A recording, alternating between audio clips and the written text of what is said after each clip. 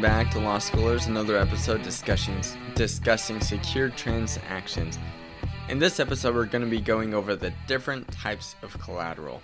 We're going to be talking about the different categories, which are goods, intangible, and then quasi-intangible. We'll also be talking about collateral that can be possessed or controlled. And then underneath each of those main categories, there are also subcategories of the different actual types of collateral and which sections actually define those types of collateral. Okay, so let's go ahead and get right into it. What is collateral? Well, collateral is going to be super important because each different type of collateral has a different definition on how to attach and how to perfect. Collateral is something that you offer up to secure the loan. And understanding what collateral is very significant because you can't get any further in your analysis unless if you understand which type of collateral is in question. So let's talk about goods, and specifically tangible goods. Tangible goods are defined in Article 9, Section 9102A44. It just says, goods are all things that are movable when the security interest attaches.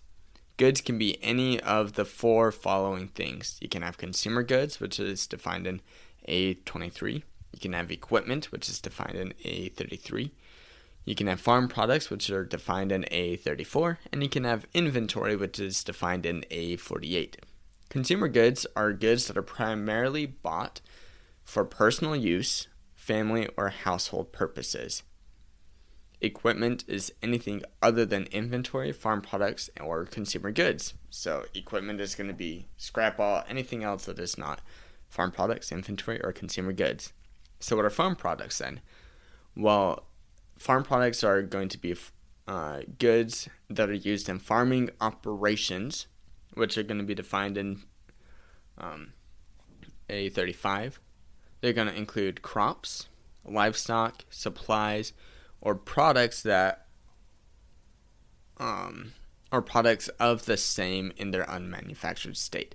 So these are going to be milk turned into cheese, and the cheese is no longer a farm product, but milk is a farm product because cheese is manufactured, not unmanufactured. So inventory are not farm products that are either lended by a person as a lessor or are going to be held in person for sale or lease, furnished by a person under a contract, or consists of raw material work in process or materials used up or consumed in a business. The classic way to look at inventory is just thinking of the Walmart shelves. As they sit on the shelves of Walmart, they are inventory. They're being held. They're being used up, so to speak.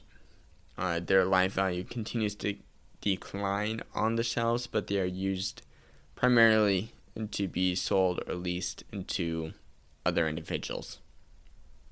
Okay, so those are goods. What about intangible personal property? Intangible personal property is just going to be rights in personal property. They're not going to be physical rights. They're going to be intangible.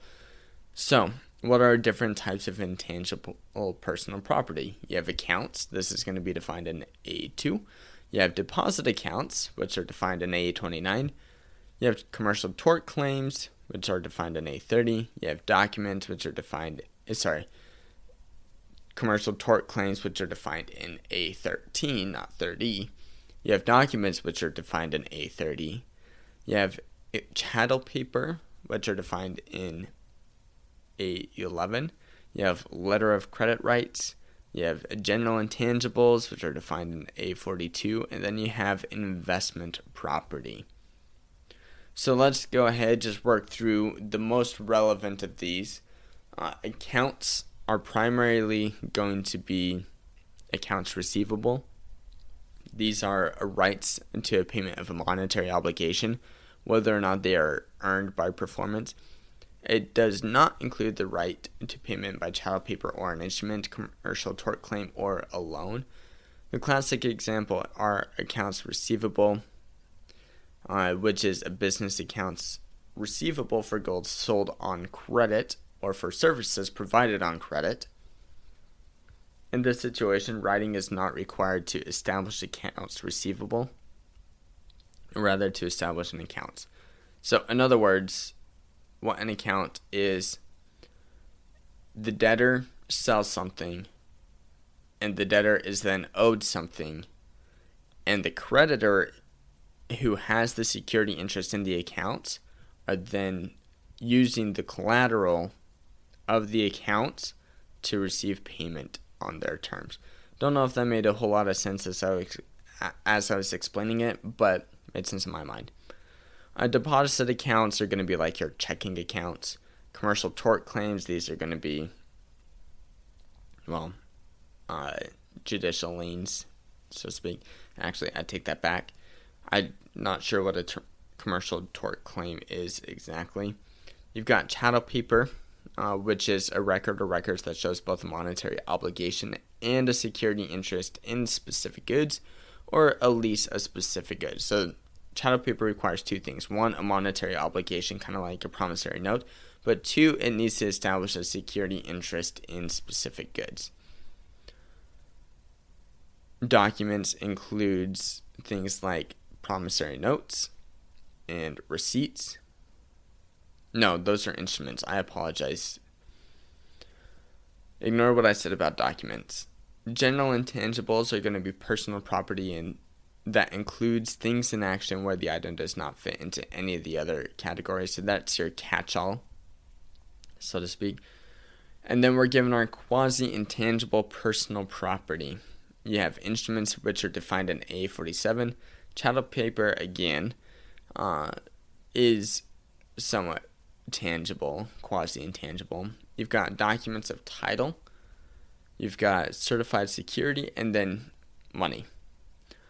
So an instrument is a negotiable instrument or any other writing that evidences a right to the payment of a monetary obligation, is not itself a security agreement or a lease, and is a type that is in the ordinary course of business that is transferred by delivery with any necessary endorsement or assignment. 99% of the time, these are going to be promissory notes or checks.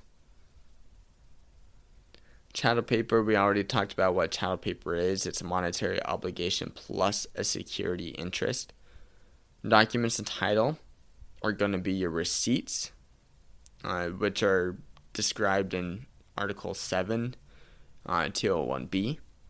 And these are going to include warehouse receipts or records that shows that someone has a right to have something stored in the bailie's possession. The bailee is just a person possessing something for another individual. Money is cash. Cash is king, right? So, now that we've talked about all the different types of collateral, most of these collateral, can have a financing statement filed to establish perfection. There are other ways to establish perfection, either through possession or control. We'll get more into this later, but ultimately I do want to talk about which types can be possessed in addition to the financing statement and which types can be controlled. Ultimately, the difference is going to be you can possess things that are tangible and you can control things that are intangible. So you can possess goods, instruments, money, certificated securities, tangible chattel paper, and tangible negotiable documents of title.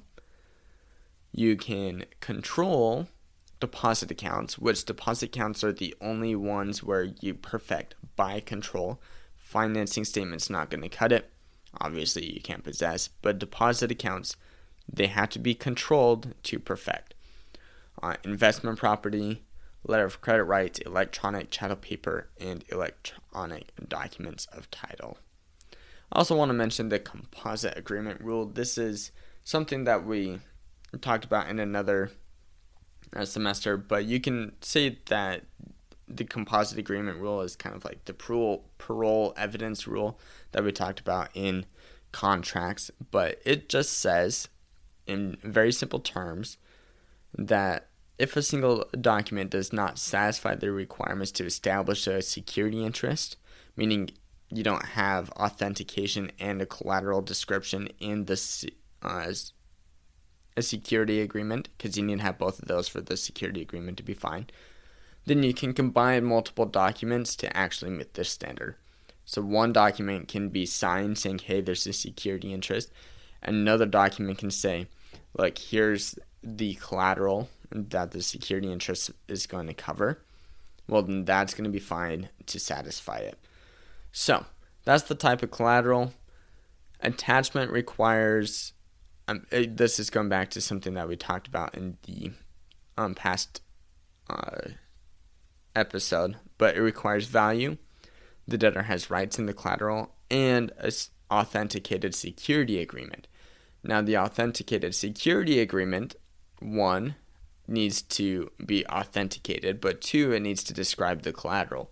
And that's what we talked about in this episode, the different types of collateral. And you need to be very specific in the authenticated agreement, or else you may not actually establish a security interest in that collateral that you would otherwise want to have in your security collateral package. Those are going to be goods, intangible personal property, quasi-personal property, and then we also talked about those ones that can be perfected either through possession or through control and not necessarily through the financing statement. Again, most of this is going to click as we go along later, but right now it's just you need to know it, you need to memorize it, and then you need to come back to it after we learn everything else. Bye.